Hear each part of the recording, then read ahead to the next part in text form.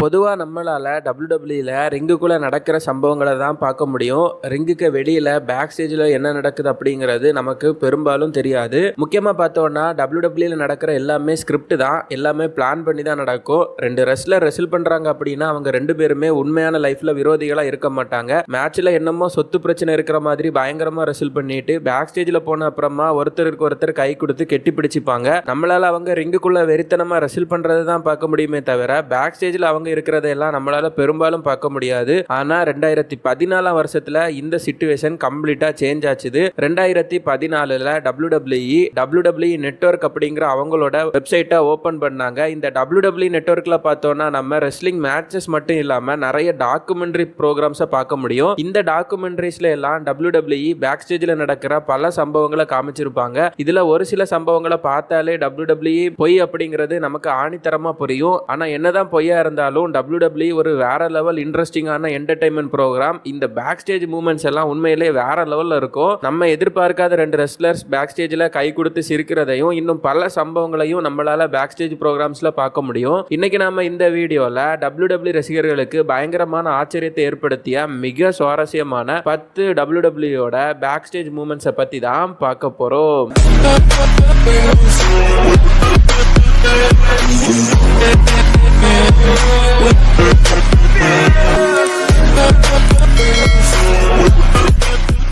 WWE நெட்வொர்க்ல 24 அப்படிங்கிற ஒரு documentary program இருக்கு. அதுல ஒரு எபிசோட்ல ரெசல்மேனியா 31 அன்னைக்கு பேக் ஸ்டேஜ்ல என்னெல்லாம் நடந்துச்சு அப்படிங்கறத ஒரு தொகுப்பா வெளியிட்டிருப்பாங்க. அந்த எபிசோடோட ஒரு குறிப்பிட்ட செக்மெண்ட்ல அண்டர்டேக்கர் அவரோட மேட்சுக்காக பேக் ஸ்டேஜ்ல ரெடி ஆகிட்டு இருப்பாரு. அந்த டைம்ல நம்ம பீஸ்ட் பிராக் லெஸ்னர் பாத்தீங்கன்னா அண்டர்டேக்கர் கிட்ட போய் அவரோட ரெஸ்லிங் மேட்சுக்காக அண்டர்டேக்கரை மோட்டிவேட் பண்ணிட்டு வந்திருப்பாரு. இந்த மூமெண்ட் பார்த்தோம்னா ரொம்பவே ஸ்பெஷல். காரணம் அதுக்கு முந்தின வருஷம் நடந்த ரெசல்மேனியா 30ல தான் பிராக் லெஸ்னர் அண்டர்டேக்கரோட அன்டிஃபீட்டட் ஸ்ட்ரீக்கை முடிவுக்கு கொண்டு வந்தாரு. அதுக்கப்புறமா இவங்க 2 பேரும் ஒன்னா இருக்கிறத நம்மளால எந்த ஒரு கிளிப்ஸ்லையும் பார்க்கவே முடியாது. ரொம்பவே ரேரான இந்த வீடியோல பிராக் லெஸ்னர் அண்டர்டேக்கரை மோட்டிவேட் பண்ணது மட்டும் இல்லாம அண்டர்டேக்கரோட செஸ்ட்ல தட்டி கொடுத்துட்டு கூட போயிருப்பாரு.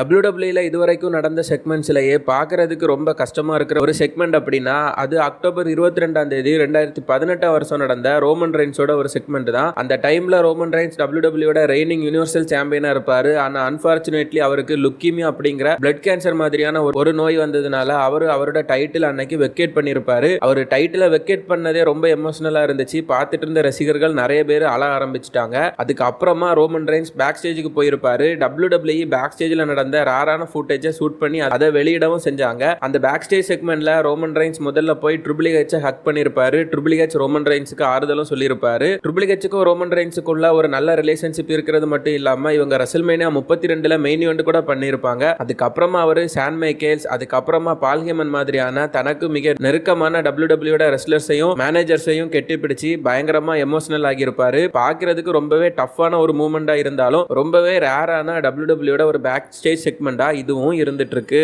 அடுத்த ரெஸ்லரை பார்க்கறதுக்கு முன்னால ரொம்பவே யூஸ்ஃபுல்லான ஒரு ப்ராடக்ட்டை பார்த்துடலாம். பொதுவாவே பைக் வாஷ் பண்ணும்போது நாம ஃபேஸ் பண்ற காமனான ஒரு ப்ராப்ளம்னா அது வாட்டரோட ஸ்பீடு தான். முக்கியமா டயர், பைக்கோட அடிப்பாகங்கள், அப்புறமா துடைக்க முடியாத மாதிரி இருக்கிற இடுக்கமான பார்ட்ஸ் இதெல்லாம் கிளீன் பண்றதுக்கு ரொம்பவே கஷ்டமா இருக்கும். இந்த ப்ராப்ளம்ஸ் எல்லாத்தையும் சால்வ் பண்ற ஒரு வேற லெவல் ப்ராடக்ட் தான் இந்த high pressure water spray gun. குவாலிட்டியான மெட்டீரியல்ல பண்ணுன இந்த ஸ்ப்ரே கன்னை வச்சு normal mode, server mode, high pressure speed மோட்னு 3 விதமான மோட்ஸ்ல வாட்டரோட ஸ்பீடை கண்ட்ரோல் பண்ணி நம்மளால பைக்கை நீட்டா கிளீன் பண்ணிக்க முடியும். வீடியோவோட டிஸ்கிரிப்ஷன்லயும் ஃபர்ஸ்ட் கமெண்ட்லயும் ப்ராடக்ட்டுக்கான லிங்க் கொடுத்திருக்கிறேன். நாம கொடுத்திருக்கிற வெப்சைட்ல போய் இந்த வாட்டர் ஸ்ப்ரே கன்னை நீங்க பர்ச்சேஸ் பண்ணீங்கன்னா குவாலிட்டியான வாட்டர் ஸ்ப்ரே கன்னை மத்த வெப்சைட்ஸ் கூட கம்பேர் பண்ணும்போது ரொம்பவே லோ பிரைஸ்ல ஆஃபர்ல உங்களால பர்ச்சேஸ் பண்ணிக்க முடியும்.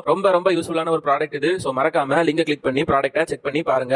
அடுத்ததா பார்க்க போறது WWE நடந்ததுலயே ஒரு ரொம்ப ஷாக்கிங்கான மூமெண்ட் தான். ரெசல்மேனியா 34ஓட மெயின் இவென்ட் மேட்ச்ல ரோமன் ரெயின்ஸும் பிராக் லெஸ்னரும் ரெஸ்ல் பண்ணிருப்பாங்க. ஆனா பிரச்சனை என்ன அப்படின்னா இவங்க ஆல்ரெடி ரெசல்மேனியா 31லயும் அதுக்கு அப்புறமாவும் நிறைய செக்மெண்ட்ஸ்லயும் ஒன்னா இருந்து ரெஸ்ல் பண்ணதுனால மெயின் இவென்ட்ல இவங்களோட மேட்சை பார்க்கறதுக்கு ரசிகர்கள் அந்த அளவு இன்ட்ரெஸ்ட் காமிக்கல. மேட்ச்ல பிராக் லெஸ்னரும் ரோமன் ரெயின்ஸும் ரொம்பவே கஷ்டப்பட்டு நிறைய விஷயங்களை பண்ணி ரசிகர்களை இன்வால்வ் பண்ண வைக்க ட்ரை பண்ணாங்க. ஆனா அது பாத்தீங்கன்னா கடைசி வரைக்கும் முடியல. இதனால பிராக் லெஸ்னர் வேற லெவல்ல டென்ஷன் ஆயிட்டாரு. அவர் ரிங்குக்குள்ள டென்ஷன் ஆனது மட்டும் இல்லாம பேக் ஸ்டேஜுக்கு போகும்போது வின்ஸ் மெக்மேனோட முகத்துல அவரோட யூனிவர்சல் டைட்டில தூக்கி விட்டு எறிஞ்சிட்டு போயிருப்பாரு. நார்மலா ரெஸ்லர்ஸ் எல்லாரும் அவங்களோட மேட்ச் கம்ப்ளீட் ஆனதுக்கு அப்புறமா பேக் ஸ்டேஜ்ல வின்ஸ் மெக்மேன் கிட்ட போய் அவரை தேங்க் பண்ணி இல்லனா அவருக்கு கை தான் கொடுப்பாங்க. ஆனா பிராக் லெஸ்னர் பாத்தீங்கன்னா அவரோட யூனிவர்சல் டைட்டிலையே கடுப்புல வின்ஸ் மெக்மேன் மேல விட்டு எறிஞ்சிட்டாரு. WWE 2004 வருஷத்துல நடத்தின நோ வே அவுட் அப்படிங்கிற பெப்பரியூல தான் WWE லெஜெண்டும் லேட் கிரேட் ரெஸ்லருமான எடி கெராரோ அவரோட முதல் WWE சாம்பியன்ஷிப்பை வின் பண்ணிருப்பாரு. அன்னைக்கு பிராக் லெஸ்னர் கூட நடந்த ப்ரூட்டலான அந்த மேட்ச்ல எடி கெராரோ ரொம்பவே கஷ்டப்பட்டு தான் அந்த சாம்பியன்ஷிப்பை வின் பண்ணிருப்பாரு. வின் பண்ணதுக்கு அப்புறமா பேக் ஸ்டேஜுக்கு போன எடி கெராரோவை கிரீட் பண்றதுக்காக ஸ்மாக்டவுன் லாக்கர் ரூமே வெயிட் பண்ணிட்டு இருந்தாங்க. வின்ஸ் மெக்மேன்ல இருந்து ரே மிஸ்டீரியோல இருந்து அந்த டைம்ல ஸ்மாக்டவுன்ல இருந்த மேக்ஸிமமான எல்லா சூப்பர் ஸ்டாரும் பேக் ஸ்டேஜ்ல எடி கெராரோவை கிரீட் பண்ணிருப்பாங்க. ரொம்பவே எமோஷனலான இந்த மூமெண்ட்டை WWE கம்ப்ளீட்டா ஷூட் பண்ணி அவங்களோட நெட்வொர்க்ல வெளியிட்டு இருக்காங்க. அது மட்டும் இல்லாம செலிப்ரேட் பண்ணதுக்கு அப்புறமா எடி கெராரோ அவரோட ஒய்ஃபான விக்கி கெராரோவுக்கு கால் பண்ணி ரொம்பவே எமோஷனலா பேசியிருப்பாரு. அது மட்டும் இல்லாம அவர் போதை மருந்து அடிக்ஷன்ல இருந்து ரொம்பவே கஷ்டப்பட்ட டைம்ல விக்கி கெராரோ அவங்களுக்கு ரொம்பவே ஹெல்ப் பண்ணதுக்காக அவங்களுக்கு தேங்க் பண்ணவும் செஞ்சிருப்பாரு. இதுக்கு அப்புறமா 2005ல எடி கெராரோ இறந்தும் போனாரு. அவர் இறந்ததுக்கு அப்புறமா WWE இந்த ஒரு ஃபுட்டேஜை அவங்களோட நெட்வொர்க்ல வெளியிட்டு இருக்காங்க. ரெசல்மேனியா 27ஓட மெயின் ஈவென்ட்ல ஜான் சினாவும் மிஸ்ஸும் தான் ரெசில் பண்ணிருப்பாங்க. ரொம்பவே சூப்பரான இந்த மெயின் ஈவென்ட் மேட்ச்ல ஒரு பெரிய பிரச்சனை இருந்துச்சு. அது என்ன அப்படின்னா மேட்சோட ஒரு ஸ்பாட்ல மிஸ் கம்ப்ளீட்டா நாக் அவுட் ஆகிட்டாரு. ஜான் சினா ரொம்பவே ஹைட்டா ஜம்ப் பண்ணி மிஸ்ஸுக்கு ஒரு கிளாட்ச் லைன் மூவ் போட்டிருப்பாரு. பின்பக்கமா விழுந்த மிஸ்ஸோட தலை கான்கிரீட் ஃப்ளோர்ல அடிச்சு அவருக்கு பயங்கரமான கன்கஷன் ஏற்பட்டு அவருக்கு அதுக்கு அப்புறமா கரெக்டான சுயநினைவே இல்லாம போயிடுச்சு. அந்த ஸ்பாட்டுக்கு அப்புறமா மேட்ச்ல என்ன நடந்தது அப்படிங்கறதே மிஸ்ஸுக்கு ஞாபகம் இல்லை அப்படிங்கறத அவர் லேட்டரா தான் சொல்லியிருப்பாரு. WWE 24 அப்படிங்கிற டாக்குமெண்ட்ரியில மிஸ்ஸோட அன்னைக்கு மிஸ்ஸுக்கு நடந்த சம்பவங்களும் WWE பேக் ஸ்டேஜ்ல வச்சு ரெக்கார்ட் பண்ணிட்டாங்க. அதுல வந்து பாத்தீங்கன்னா மிஸ் கன்கஷன் ஏற்பட்டு ரொம்பவே டயர்டா இருப்பாரு. டாக்டர்ஸ் வந்து கன்கஷன் ஆனா என்ன பண்ணுவாங்க அப்படிங்கறதையும் WWE காமிச்சிருப்பாங்க. அதுக்கப்புறமா ராக் பாத்தீங்கன்னா மிஸ்ஸை ஹக் பண்ணி அவர்கிட்ட ஒன்னு நினைச்சு ரொம்பவே பெருமையா இருக்கு அப்படின்னு சொல்லியிருப்பாரு. மிஸ்ஸோட லைஃப்ல நடந்த ரொம்பவே எமோஷனலான ஒரு பேக் ஸ்டேஜ் செக்மெண்டா இதுவும் இருந்துட்டு இருக்கு.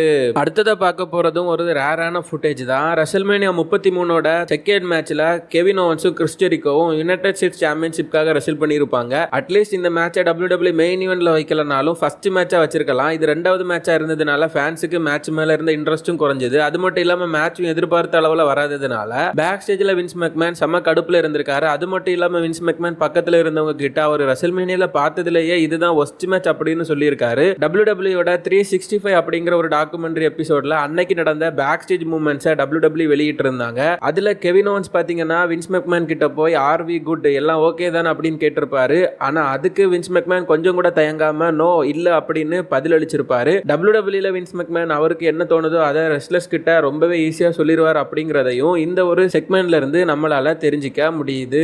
ரெசல்மேனியா 33ல நடந்ததுலயே ஒரு கிரேட்டான செக்மெண்ட் அப்படின்னா அது ஹார்டி பாய்ஸோட ஷாக்கிங் ரிட்டர்ன் தான். பல வருஷத்துக்கு அப்புறமா ஹார்டி பாய்ஸ் நியர்லி 10 வருஷத்துக்கு அப்புறமா ஹார்டி பாய்ஸ் அன்னைக்கு ரிட்டர்ன் ஆகியிருப்பாங்க. இவங்களோட ரிட்டர்ன் அன்னைக்கு யாருமே எதிர்பார்க்கல. இவங்க ரிட்டர்ன் ஆனதுக்கு அப்புறமா பேக் ஸ்டேஜ்ல நடந்த சம்பவங்களும் WWE நெட்வொர்க்ல இருக்குது. அதுல பாத்தீங்கன்னா ஜெஃப் ஹார்டியும் மேட் ஹார்டியும் வின்ஸ் மெக்மேன் கிட்ட போய் ஹேண்ட் ஷேக் பண்ணிருப்பாங்க. அதுக்கப்புறமா வின்ஸ் மெக்மேன் ரொம்ப எமோஷனலா வெல்கம் பேக் ஹோம் அப்படின்னு சொல்லியிருப்பாரு. 2000ஸ்ல ஹார்டி பாய்ஸ் WWEல ரொம்பவே பாப்புலரா இருந்தாங்க. அவங்க திரும்ப வந்தது WWEயோட ஓனரான வின்ஸ் மெக்மேனுக்கும் ரொம்பவே ஹாப்பியா இருந்துச்சு. ரொம்பவே ஸ்பெஷலான ஒரு பேக் ஸ்டேஜ் செக்மெண்டா இதுவும் இருந்துட்டு இருக்கு. இந்த வீடியோ உங்களுக்கு பிடிச்சிருந்ததுன்னா மறக்காம வீடியோவை ஒரு லைக் பண்ணணும்பா. நம்ம சேனலை இன்னும் நீங்க சப்ஸ்கிரைப் பண்ண பார்த்துட்டு இருந்தீங்கன்னா மறக்காம சப்ஸ்கிரைப் பண்ணி பெல் ஐக்கானை கிளிக் பண்ணி நோட்டிபிகேஷன்ஸையும் ஆன்ல போட்டு வச்சுக்கோங்க.